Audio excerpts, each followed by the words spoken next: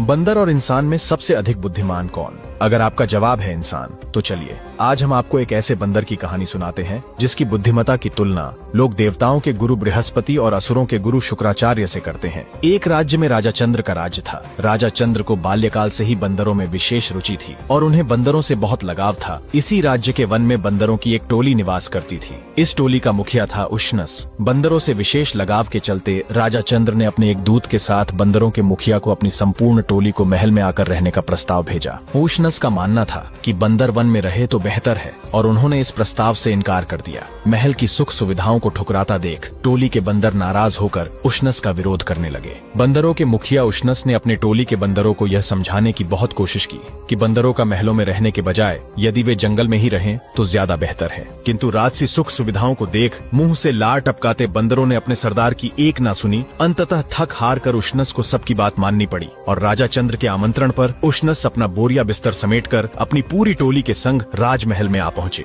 लिहाजा राजा चंद्र ने उनका बहुत सम्मान के साथ स्वागत किया और उनके रहने के लिए महल में उत्तम व्यवस्था करवा दी और बंदरों को बिना किसी मेहनत के पड़े पड़े अच्छा खाने पीने को मिलने लगा। जब राजा चंद्र ने उष्णस की समझदारी और विद्वानी भरी बातें सुनी तो राजा दंग रह गया। राजा चंद्र ने बंदरों के मुखिया की बुद्धिमत्ता को मध्य नजर रखते हुए उष्णस से आग्रह किया कि वे उनके पुत्रों अर्थात राजकुमारों को नीति ज्ञान की शिक्षा दे। राजा के आग्रह करने पर उष्णस राजकुमारों को शिक्षा देने लगा। जब राज्य के लोगों ने यह देखा कि एक बंदर भी कितना नीतिवान और ज्ञानी हो सकता है तो लोगों के आश्चर्य की भी सीमा न रही और बंदरों की टोली भी अपने मुखिया का कहना मानती थी। उनका मर्यादित व्यवहार देख राजा चंद्र उष्णस से बहुत प्रभावित हुए। कुछ समय बाद राजा ने राजकुमारों की सवारी और मनोरंजन के लिए मेंढे मंगवाए। राजकुमार उन मेंढों पर सवार होकर महल के गलियारे में ही दौड़ लगाया करते। उन मेंढों में एक मेंढा थोड़ा लालची किस्म का था और वह अच्छे पकवान की तलाश में बार बार रसोई में घुस जाता। मेंढे से परेशान रसोइये अक्सर हाथ में जलती हुई लकड़ी लेकर उसे भगाते। जब बंदरों के मुखिया उष्णस ने भी यह दृश्य अपनी आंखों से घटित होते देखा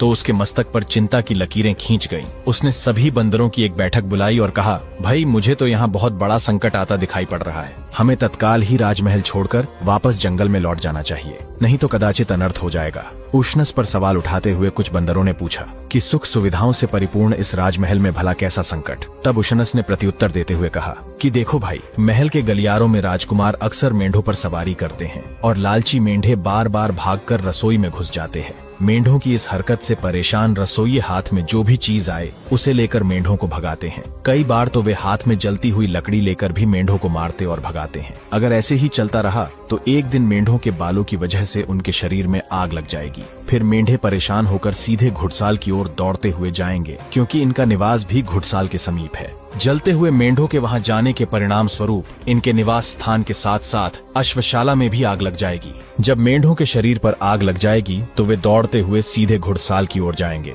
जिसके परिणाम स्वरूप अश्वशाला में भी आग लग जाएगी और राजा के तमाम घोड़े अग्नि में झुलसने लगेंगे, जिसके बाद राजवैद्य को बुलाया जाएगा। चूंकि जलते हुए घोड़ों के इलाज का बस एक ही तरीका है, इसीलिए राजवैद्य राजा चंद्र से बंदरों की चर्बी की मांग करेगा। लिहाजा राजा घोड़ों के इलाज के लिए सभी बंदरों को मारने का आदेश देगा और हम सब मारे जाएंगे। बंदरों के मुखिया उष्णस की बात सुनकर सारे नौजवान बंदर ठहाके लगाकर हंस पड़े और मुखिया से कहने लगे, अरे आपने तो बहुत दूर की बात सोच ली।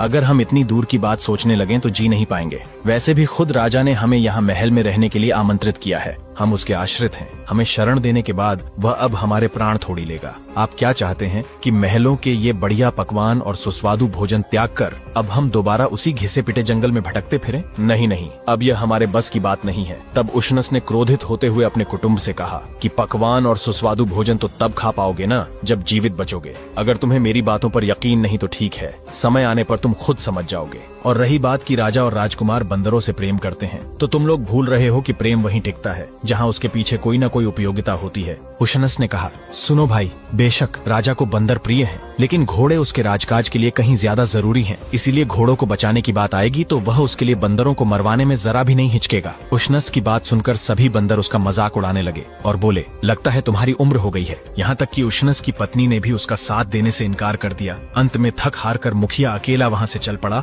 और एक वन में जाकर रहने लगा। परंतु उष्णस के जाने के ठीक अगले ही दिन वही हुआ जो उसने कहा था एक लालची मेंढा हमेशा की तरह रसोई में घुसा तो गुस्से में आकर रसोइये ने उस पर चूल्हे से निकालकर जलती हुई लकड़ी दे मारी। इससे मेढे के बालों में आग लग गई। होते होते सभी मेढे जल उठे और जब वे जान बचाने के लिए अपने निवास की ओर भागे तो घुड़शाला में आग लग गई। बहुत सारे घोड़े आग में जलकर मर गए और बहुत से बुरी तरह जले और घायल हो गए। राजा ने राजवैद्य को घोड़ों के इलाज के लिए बुलाया तो राजवैद्य ने तुरंत कहा, बस महाराज, बंदरों की चर्बी ही इसका इलाज है, उससे इन घोड़ों की सारी जलन शांत हो जाएगी। राजा ने न चाहते हुए भी उसी समय महल में जितने भी बंदर थे उन्हें मारने का आदेश दे दिया ताकि घोड़ों का इलाज हो सके। राजा के आदेशानुसार महल में मौजूद सभी बंदरों का नरसंहार कर दिया गया। महल में अब एक भी बंदर नहीं बचा था। जंगल में रह रहे बंदरों के मुखिया उशनस को जब अपने कुल के सर्वनाश की खबर मिली तो वह दुखी और मर्माहत हो उठा। हालांकि कुछ समय पहले उसके कुल के लोगों ने ही उसे बुरी तरह अपमानित किया था, लेकिन फिर भी उसके मन में उनके लिए गहरा प्रेम और स्नेह तो था ही। अपने संपूर्ण वंश के नाश होने पर वह दुखी और व्याकुल हो गया।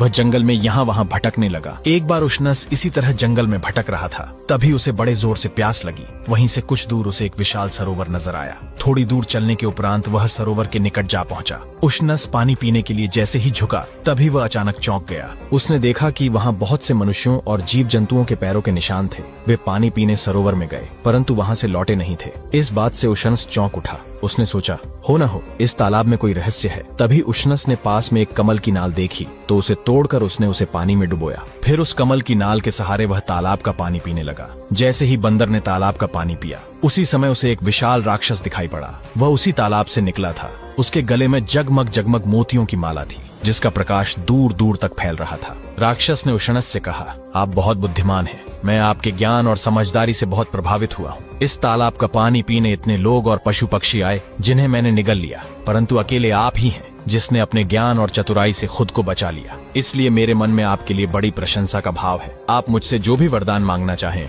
मांग लें। उशनस ने मुस्कुराकर कहा, अगर आप मुझसे प्रसन्न हैं तो आपके गले में यह जो अद्भुत मोतियों की माला है वह कुछ समय के लिए मुझे दे दें। उन अनोखे मोतियों की माला पहनकर उशनस राजा चंद्र के पास गया तो राजा मोतियों की चमक देखकर हैरान रह गया। बोला, अरे ये तो अद्भुत मोती हैं। मैंने ऐसी मोतियों की माला कभी देखी नहीं। बंदरों के मुखिया ने कहा, महाराज, यह माला मुझे यात्रा में मिली है। मेरे कुल का नाश होने पर मैं इस कदर दुखी हो गया कि मन को चैन ही नहीं था। व्याकुल होकर मैं इधर उधर घूमता रहा, कभी किसी जंगल में तो कभी नदी किनारे। राजा चंद्र बोला, मैं तुम्हारा दुख समझ सकता हूँ, लेकिन हालत ही ऐसी हो गई थी कि न चाहते हुए भी मुझे बंदरों के वध का आदेश देना पड़ा। इसके बिना घोड़े ठीक और स्वस्थ नहीं हो सकते थे, और यह तो तुम जानते ही हो कि राजकाज घोड़ों के बिना चल नहीं सकता। इसलिए मुझे यह अप्रिय निर्णय लेना पड़ा। बंदरों के मुखिया उशनस ने कहा, कोई बात नहीं महाराज, सेवक का कर्तव्य ही है कि वह राजा के काम आए। अच्छा है कि मेरे कुल के लोगों ने आपकी जरूरत पूरी करने के लिए अपने प्राण त्याग दिए। तभी राजा का ध्यान फिर से उशनस के गले में पड़ी मोतियों की माला की ओर गया। उसने कहा, ये तो सचमुच विलक्षण मोती है। मैंने पहले ऐसे मोती कभी नहीं देखे।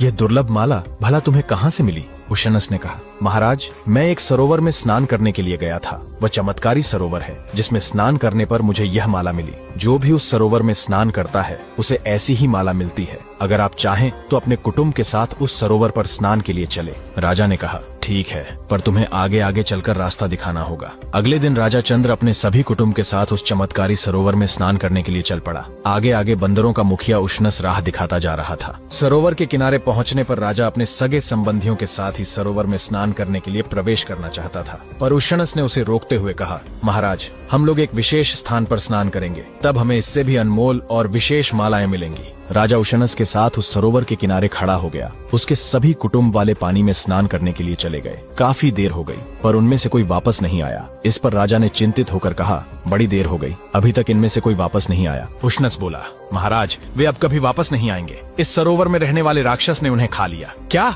राजा चीख पड़ा, ये तुमने क्या किया? मेरा सारा कुल नष्ट हो गया। इतना बड़ा धोखा, इतना बड़ा विश्वासघात। यह तो इतना बड़ा विश्वासघात नहीं है राजन, जितना आपने हमारे साथ किया है। आपने तो मेरे कुल के बंदरों को वन से बुलाया, आश्रय दिया और फिर अचानक सबके प्राण ले लिए। उसकी तुलना में तो यह विश्वासघात कुछ नहीं है। राजा ने विलाप करते हुए कहा, ये शोक मैं कैसे सहन करूं? उशनस ने कहा, जैसे मैं सहन कर रहा हूं, इसीलिए तो मैंने आपको सरोवर में प्रवेश करने नहीं दिया, ताकि आप जीवित रहें और अपनी आंखों के सामने अपने कुल का विनाश देखें। कुछ दुख ऐसे होते हैं जो मृत्यु से अधिक संताप देते हैं। अब आप जीवन भर विलाप करते रहिए। अगर आप सरोवर में प्रवेश करके मृत्यु को प्राप्त होते तो आपको इतना कष्ट न होता। इसीलिए मैंने आपको अकेला जीवित बचे रहने दिया। ताकि आप याद रखें कि जब आपने मेरे संपूर्ण कुल का नाश किया था तो मुझ पर क्या बीती होगी। राजा ने क्रोध में आकर कहा, हे उशनस, तुमने जो मेरे साथ किया है उसके लिए ईश्वर तुम्हें कभी क्षमा नहीं करेगा। इस पर उशनस ने व्यंग्य पूर्वक कहा, जो ईश्वर तुम जैसे क्रूर आदमी को क्षमा करेगा वह मुझे भी जरूर क्षमा कर देगा। मेरा अपराध तो तुम्हारी तुलना में कुछ भी नहीं है। राजा चंद्र सर झुकाकर वहां से चला गया, लेकिन इसके बाद उसने एक भी दिन सुख की नींद नहीं ली। अब वह इस बात के लिए पछता रहा था कि जंगल से बंदरों को बुलवाकर और आश्रय देकर उसने कितनी निर्दयता से उन्हें मरवा दिया था। धीरे धीरे बंदरों को भी पता चला कि बंदरों के अत्यंत चतुर और बुद्धिमान मुखिया उशनस ने किस तरह शक्तिशाली राजा चंद्र से अकेले ही बदला ले लिया। सुनकर बंदरों ने उसका जगह जगह जयगान करते हुए कहा, अगर कोई बुद्धिमान व्यक्ति चाहे तो अकेला ही बड़े से बड़े शक्तिशाली शत्रु से टक्कर ले सकता है। नीतिवान उशनस ने अपनी बुद्धिमता से यह साबित कर दिखाया है। आज भी सारी दुनिया में बंदरों के इस महान मुखिया की बुद्धिमता की यह कहानी बड़े आदर और विस्मय से सुनी जाती है और लोग उसकी कूटनीति, विद्वत्ता और समझदारी की प्रशंसा किए बगैर नहीं रह पाते। ये रहस्यमयी कहानी यहीं पूरी होती है, लेकिन सफर अभी खत्म नहीं हुआ, क्योंकि मेरे पास ऐसी अनगिनत कहानियां हैं। अगर इस वीडियो पर 1000 कमेंट्स और ढेर सारे लाइक्स आते हैं तो मैं अगले ही हफ्ते आपको सुनाऊंगा नई कहानी का पूरा लॉन्ग वीडियो।